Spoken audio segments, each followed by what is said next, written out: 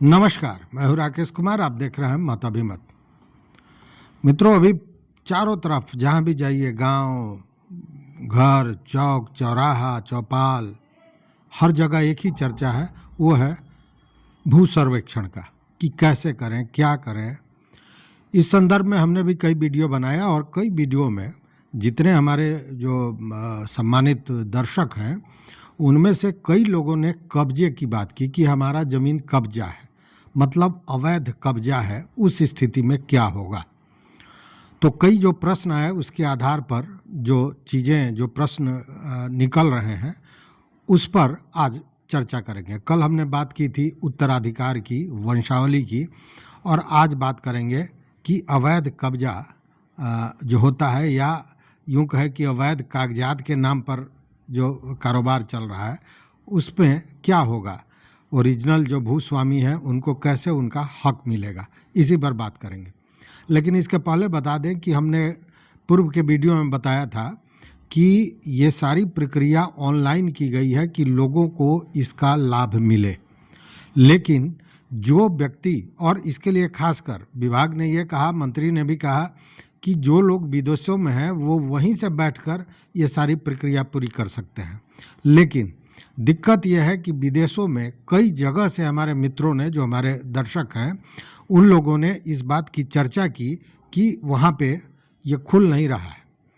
मतलब ये साइट विदेशों में नहीं खुल रहा है, और उसमें खासकर सऊदी में रहते हैं RTH फैक्ट्स करके, इन्होंने बताया कि सऊदी में ये ऑनलाइन नहीं हो रहा है, मतलब ये साइट नहीं खुल रहा है।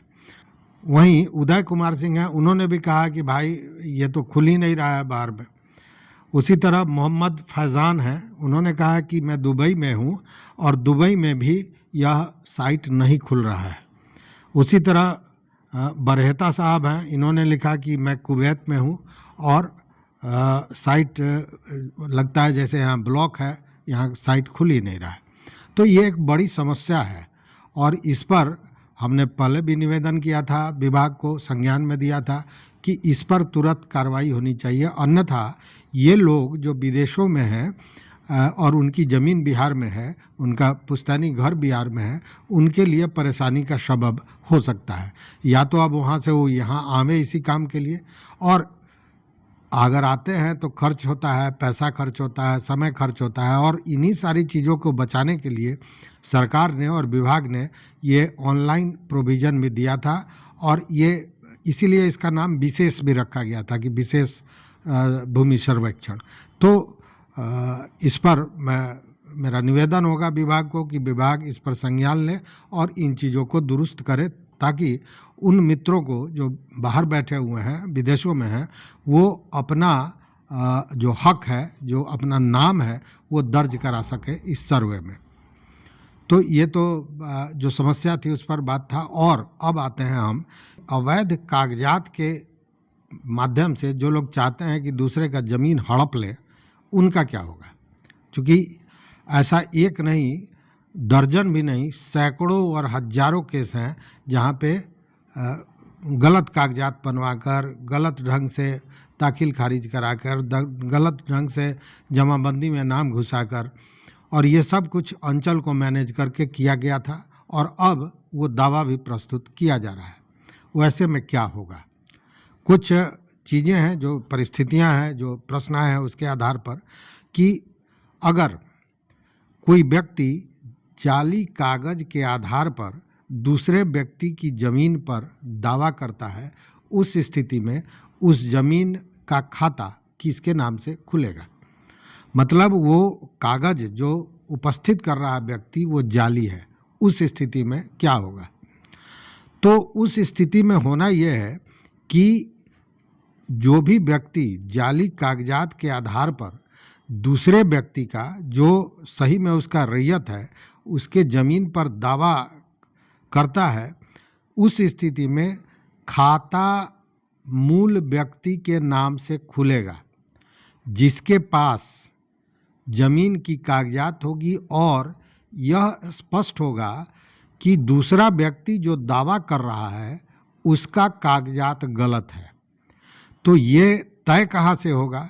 तो ये तय हो सकता है दो ही जगह से। अगर मान लीजिए कि वो आपको रजिस्ट्री का पेपर, केवाला का पेपर दे रहा है। तो उसमें दो ही जगह है जहाँ से वो ये स्थापित हो जाए कि वो जाली है। एक तो रजिस्ट्री ऑफिस, वहाँ से अगर ये स्पष्ट हो जाता है कि वह कागजात रजिस्ट्री ऑफिस द्वारा जारी नहीं की गई है तो वो जाली हुआ। अन्यथा यह मामला कोर्ट में हो और कोर्ट ने उसे जाली करार दिया हो, उस स्थिति में जो मूल व्यक्ति है, जो मूल उसका ज़मीन का रैयत है, उसके नाम से खाता खुलेगा। लेकिन शर्त यही है कि वह जो प्रस्तुत कर रहा है कागज़, उसको जाली कैसे आप दर्शाएंगे, बताएंगे, यह तो आपको देखना पड़ेगा। तो एक ये मामला था।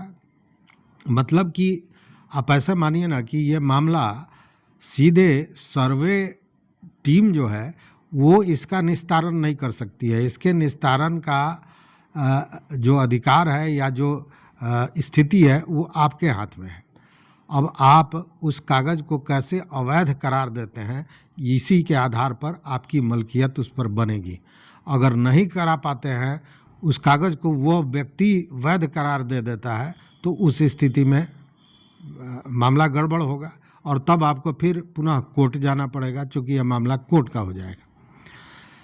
एक दूसरा मामला ये आया है कि कोई ज़मीन है और उस ज़मीन पर किसी व्यक्ति ने कब्जा कर रखा है, और जिस व्यक्ति ने कब्जा कर रखा है वह उस व्यक्ति का वंशज या उत्तराधिकारी नहीं है जिसका नाम खतियान में दर्ज है। उस स्थिति में वो जो कब्जा किए हुए व्यक्ति है वो कहता है कि ये ज़मीन हमको, हमारे पूर्वजों को नीलामी से प्राप्त हुई थी, और नीलामी से जो प्राप्त हुई थी तो वो नीलामी का कागज़ नहीं बता रहा है, नहीं दिखा रहा है, उसके पास उपलब्ध नहीं है। उस स्थिति में क्या होगा? बात को आप स्पष्ट समझोगे। खतियान किसी और के नाम से है, ज़मीन पर कब्जा किसी और का है, और जिसका कब्जा है वह कह रहा है कि ये हमारे पूर्वजों को ज़मीन मिला था नीलामी के आधार पर, लेकिन वह नीलामी का कागज़ भी नहीं दर्शा रहा है।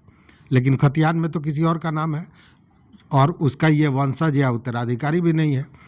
उस स्थिति में यह जो ज़मीन है, इस पर जो खाता खुलेगा वो बिहार सरकार का खाता खुलेगा, और बिहार सरकार का खाता खुलेगा। लेकिन जो कैफियत कॉलम है, मतलब जो अभियुक्ति का कॉलम है, उसमें जो दखलकार है उसका नाम रहेगा, मतलब जिसके कब्जे में है उसका नाम रहेगा। स्पष्ट हो गया? मतलब कि यह भी मामला कहीं ना कहीं आपको, अगर जिसका नाम खतियान में है उसको फिर कोर्ट कहीं ना कहीं जाना ही पड़ेगा। और एक दूसरा मामला है। दूसरा मामला ये है जो आप रोज़ देखते हैं, अंचल में भ्रष्टाचार है, भारी भ्रष्टाचार है। हमारे कई मित्रों ने लिखा है कि ये सब कुछ अब ऑनलाइन है। आप कहते हैं कि ऑनलाइन कागजात आपको मिल जाएगा, और जब हम लोग जाते हैं वहाँ तो कहता है लोग कि ऑनलाइन ले लीजिए, और ऑनलाइन में वो कागज़ है ही नहीं। जब यह बताया गया था कि ऑनलाइन नहीं मिलता है तो आप शिविर में जाइए, वहाँ आपको उपलब्ध हो जाएगा, वो लोग बात सुनने को तैयार नहीं है, कहते हैं कि ऑनलाइन है। तो इस तरह की बातें आती हैं। मतलब कि अंचल कार्यालय में क्या होता है ये हमसे आपसे छुपा हुआ नहीं है। वैसे में कोई व्यक्ति ऐसा है जो कर्मचारी को, अंचल के कर्मचारी को पटा के, उसको कुछ दे के, लोभ दे के, या जैसे भी हो, उसने कोई ज़मीन बंदोबस्त करा ली। उस स्थिति में क्या होगा? ज़मीन किसके नाम से होगा? तो स्पष्ट है कि इस मामले में अंचल अधिकारी को जो आवेदन दिया जाएगा और अंचल अधिकारी का जो प्रतिवेदन होगा, उसके आधार पर उसको, उस बंदोबस्ती के पर्चा को अवैध करार दे दिया जाएगा, फर्जी माना जाएगा। इसलिए कि यह जो भी हुआ है वो कर्मचारी के स्तर का हुआ है, पदाधिकारी ने इस पर किसी प्रकार की स्वीकृति नहीं दी है या बंदोबस्ती की कोई प्रक्रिया चली नहीं है। ये सब कर्मचारी स्तर का मामला है, इसलिए उस स्थिति में इसको फर्जी करार दे दिया जाएगा और उस जमाबंदी को रद्द करने के पश्चात बिहार सरकार के नाम से उसका खाता खुलेगा। इसमें कई तरह की बातें हैं। एक बात यह भी आ रहा है कि अब दूसरे ज़िला से कोई फर्जी केवाला लेकर नहीं ना आएगा ज़मीन पर अपना दावा करने, या तमाम तरह की इस तरह की भी बातें हैं। तो इस पर मैं बता दूं कि यदि किसी भी कोई भी केवाला लेकर आता है, वो फर्जी है और उस पर आपके ज़मीन पर दावा करता है, तो उसका एक ही उपाय है कि आप निबंधन कार्यालय द्वारा उस कागजात का सत्यापन करावें। अगर वो उस निबंधन कार्यालय से जारी नहीं है और वो ज़मीन उस व्यक्ति के नाम से निबंधित नहीं है, तो उसका सत्यापन नहीं होगा। निबंधन कार्यालय स्पष्ट बता देगा कि ये उसके यहाँ से जारी कागजात नहीं है। उस स्थिति में स्पष्ट है कि वो फर्जी हो गया। और नहीं तो दूसरा ये है कि आप किसी न्यायालय में उस मैटर को लेकर गए हैं और न्यायालय ने उस केवाला को, उस रजिस्ट्री के कागज़ को फर्जी करार दे दिया है। उस स्थिति में भी वो उस व्यक्ति के नाम से खाता नहीं खुलेगा, एकदम स्पष्ट है। तो अवैध कागज़ को लेकर क्या क्या हो सकता है, इस पर यह चर्चा हुई। लेकिन अब एक चीज़ जो हमारे दिमाग में भी है और आपके दिमाग में भी आ रहा होगा कि अवैध कागज़ को लेकर कोई आया, या यूँ कहें कि अवैध कागज़ दिखाकर किसी ज़मीन पर कोई कब्जा रखे हुए है, और कब्जा जिसका है वो उसका ओरिजिनल मालिक नहीं है, उस ज़मीन का ओरिजिनल मालिक नहीं है। लेकिन फिर भी उस स्थिति में जो ये बताया जा रहा है कि जब वो ज़मीन किसी के नाम से, या तो सरकार के नाम से होगा या ओरिजिनल व्यक्ति के नाम से होगा, बावजूद उसके जो अभियुक्ति का कॉलम है, कैफियत कॉलम है, उसमें दखलकार का नाम, मतलब जो कब्जा किए हुए है, उसका नाम भी आएगा, जबकि ये जाना जा रहा है कि वो अवैध है, उसका कागजात अवैध है, फर्जी है, बावजूद उसका नाम लिखा जाएगा। ये एक बड़ा प्रश्न है, और आखिर क्यों? तो इसका भी उत्तर हमने ढूंढने का प्रयास किया, और इसका सीधा उत्तर यह है कि ये जो सर्वे का काम हो रहा है, यह सर्वे का काम उस आधार पर किसी को दखल कब्जा से हटाने का नहीं है, वो केवल कागज़ बनाने का हकदार है। तो जो वस्तु स्थिति है कि ज़मीन किसी और का है और किसी ने गलत कागज़ के आधार पर कब्जा कर लिया है, तो इन दोनों चीज़ों को वहाँ पे मेंशन किया जा रहा है, और अब उसके आधार पर आपको लड़ना होगा, इसकी लड़ाई लड़नी होगी, और इसके लिए कोर्ट में जाना होगा। तो यही स्थिति बन रही है। फर्जी कागजात को लेकर जो बातें मित्रों ने पूछी थी और जो हो सकता था, उस पर हमने चर्चा की। वीडियो अब अवैध कब्जा वगैरह के बारे में बात करेंगे तो वीडियो लंबा हो जाएगा, तो कल हम बात करेंगे अवैध कब्जा पर। आज बस इतना ही। देखते रहिए मत अभिमत।